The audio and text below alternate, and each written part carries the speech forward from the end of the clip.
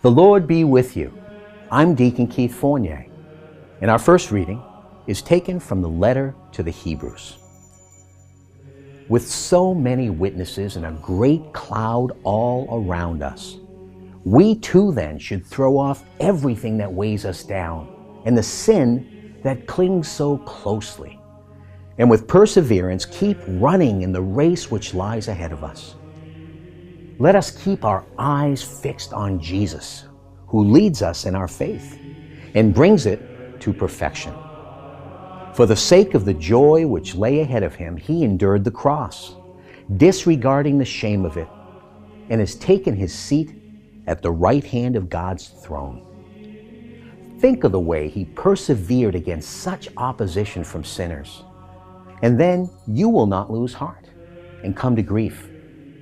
In the fight against sin, you have not yet had to keep fighting to the point of bloodshed.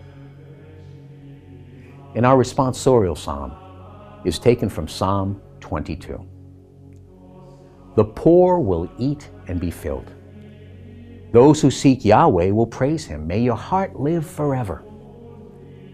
The whole wide world will remember and return to Yahweh. All the families of the nations bow down before him.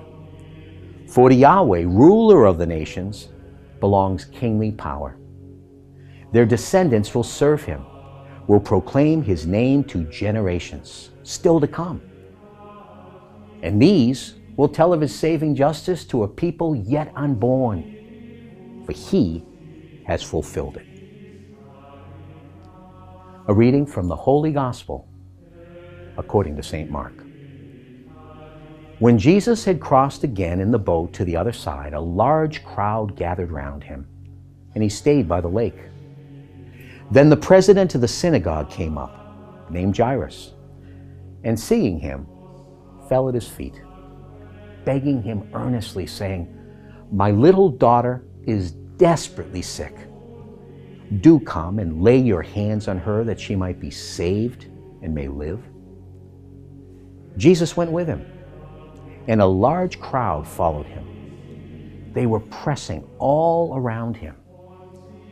Now there was a woman who had suffered from a hemorrhage for 12 years. After long and painful treatment under various doctors, she had spent all she had without being any the better for it. In fact, she was getting worse. She had heard about Jesus, and she came up through the crowd and touched his cloak from behind, thinking, "If I can just touch his clothes, I shall be saved."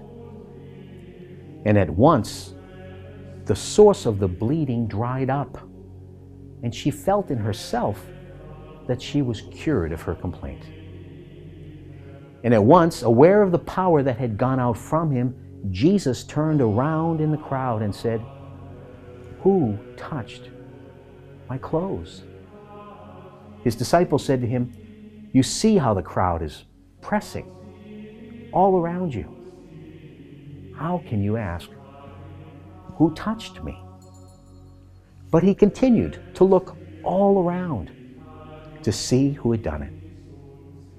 And then the woman came forward, frightened and trembling, because she knew what had happened to her. And she fell at his feet and told him the whole truth. "My daughter," he said, "your faith has restored you to health. Go in peace and be free of your complaint." While he was still speaking, some people arrived from the house of the president of the synagogue to say, "Your daughter is dead. Why put the master to any further trouble?" But Jesus overheard what they said, and he said to the president of the synagogue, "Do not be afraid, only have faith." And he allowed no one to go with him except Peter and James and John, the brother of James. So they came to the house of the president of the synagogue. And Jesus noticed all the commotion, with people weeping and wailing unrestrainedly. He went in and said to them, "Why all this commotion and crying? The child is not dead, but asleep." But they ridiculed him. So he turned them all out, and taking with him the child's father and mother and his own companions, he went into the place where the child lay. And taking the child by the hand, he said to her, "Talitha cum," which means, "Little girl, I tell you to get up." The little girl got up at once and began to walk about, for she was 12 years old. At once they were overcome with astonishment. And he gave them strict orders not to let anyone know about it, and told them to give her something to eat. The Gospel of the Lord.